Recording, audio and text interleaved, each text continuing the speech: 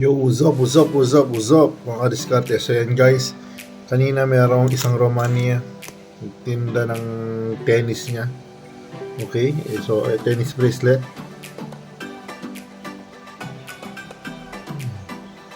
So yan guys.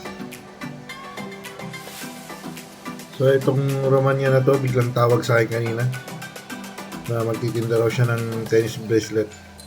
So ngayon pinapunta ko siya dito sa studio para makita tong tennis bracelet at tinanong ko kung magkano niya ibinebenta to. So ngayon binenta niya to ng 80 euro at meron lang daw siyang kailangan bayaran, 80 euro guys. So tinawaran ko siya ng 50 euro, sabi ko. Sinubukan ko kung mabibili ko siya ng 50 euro.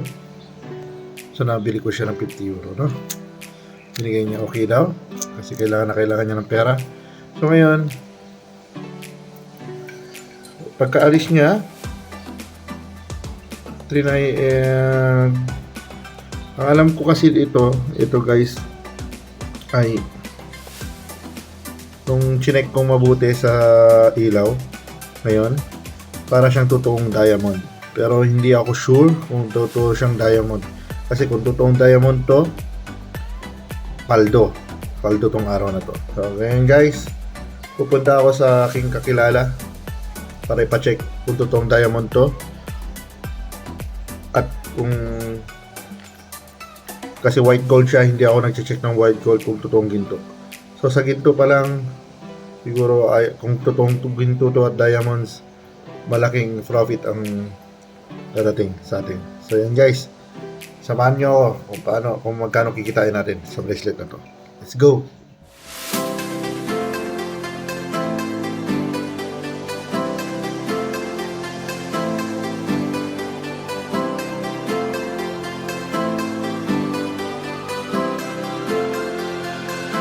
So yan guys, papunta ako sa isang negosyo ngayon at ipapatingin ko kung magkano ang kuha nila dito kasi ang alam ko diamante talaga to itong binenta sa akin na tennis.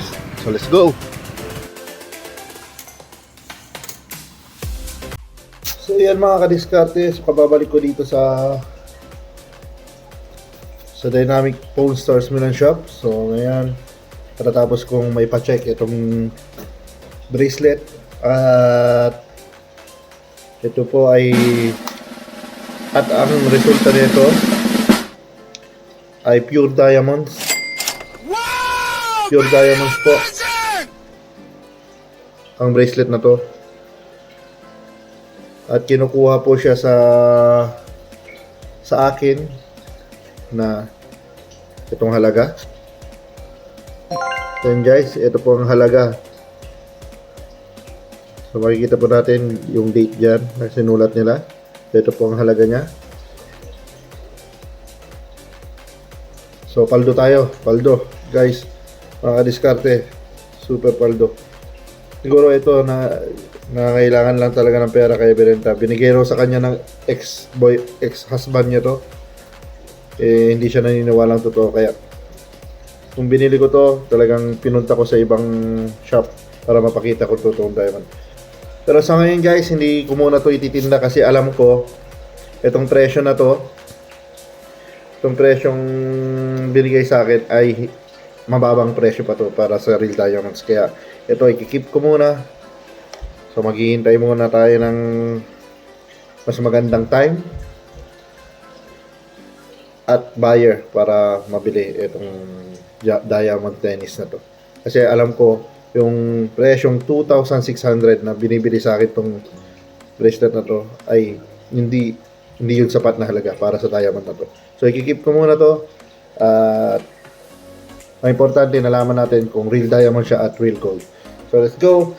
Samahan nyo ko sa araw-araw na diskarte at mabuhay po tayong lahat. God bless.